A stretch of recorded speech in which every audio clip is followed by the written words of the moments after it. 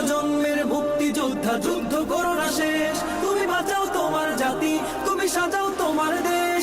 তুমি এ প্রজন্মের মুক্তিযোদ্ধা, যুদ্ধ করো না শেষ। বিজয়ের 50 পেরোলেও মুক্তি মেলেনি আজও, কমেনি শোষণ পীড়ন, এখনো দমেনি শোষক রাজ।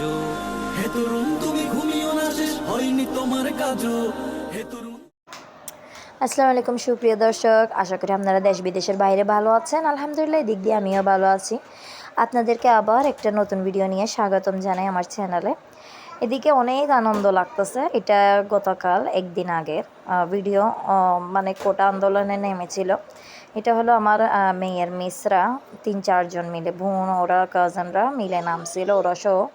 মানে ছেলে তো আসছিল, এখন কিন্তু মেয়েরও কম না, মেয়েরও নেমে গেছিলো। তারপরে আলহামদুলিল্লাহ আজকে 3টার পর থেকে শুনলাম বিজয়।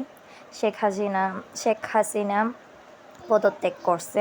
ইনফ্যাক্ট ও মানে দেশ ছেড়ে কোথাও চলে গেছে। অনেক অনেক কথা ছড়াইয়ে পড়ছে।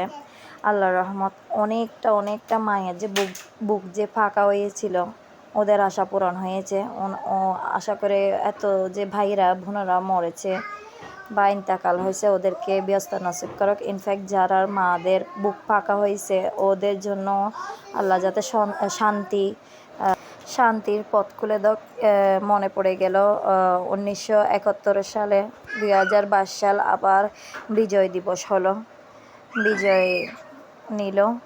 আলহামদুলিল্লাহ অনেক অনেক আনন্দ হয়েছে। এগুলো আমাদের বাড়িরই সবাই ভাইয়েরা বোনেরা দোয়া করি সবার জন্য। কিছু বলা যাচ্ছে না।